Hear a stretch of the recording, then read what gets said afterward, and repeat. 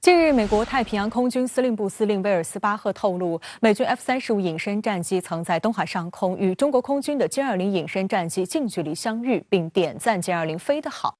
那么，美军将领公开这样的信息是否靠谱？中美隐身战机被公开的首次空中相遇有无过招？双方的相遇地点有哪些关键信息值得解读？此外，美方计划购买全新17预警机，与亚太地区数量庞大的 F-35体系融合，将如何影响地区局势？本期节目，评论员杜文龙、傅前少共同在线深入解读，马上掌握最新消息。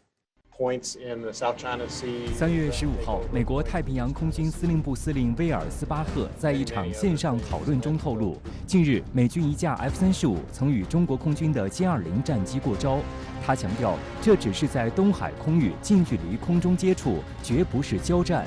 尽管没有说明 F-35与歼20具体的遭遇时间是否不止一次相遇，但威尔斯巴赫对歼20的表现给予了相当高的评价。他说，中国歼20飞得非常漂亮和专业。Tell you is what we're noticing is they are flying it pretty well. We recently had I wouldn't call it an engagement, but where we got relatively close to the J-20s with our F-35s in the East China Sea, and we're relatively impressed with the command and control that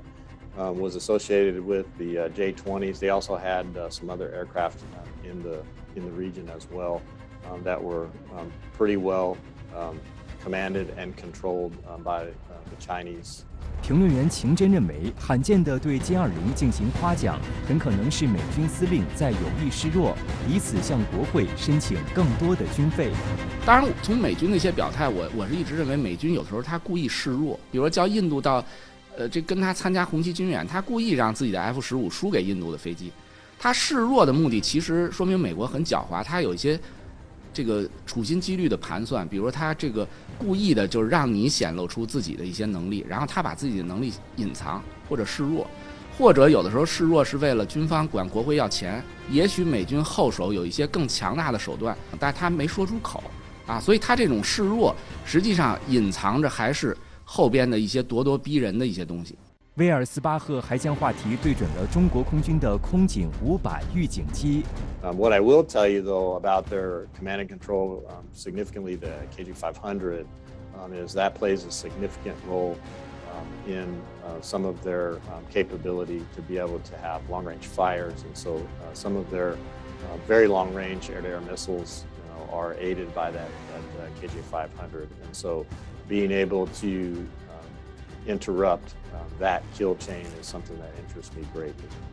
有分析认为，美方一系列表态意味着两件事：第一，歼20和空警500预警机的协同程度很高；第二，空警500能够有效发现和跟踪 F-35隐身战机。美军一直引以为傲的隐身衣已被看透。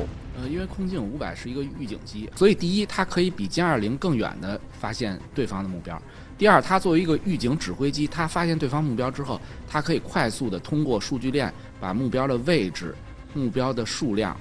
等等一些信息发送给歼20。所以这个预警机和战斗机的配合是非常重要的。预警机也被称为叫这个空中力量的倍增器。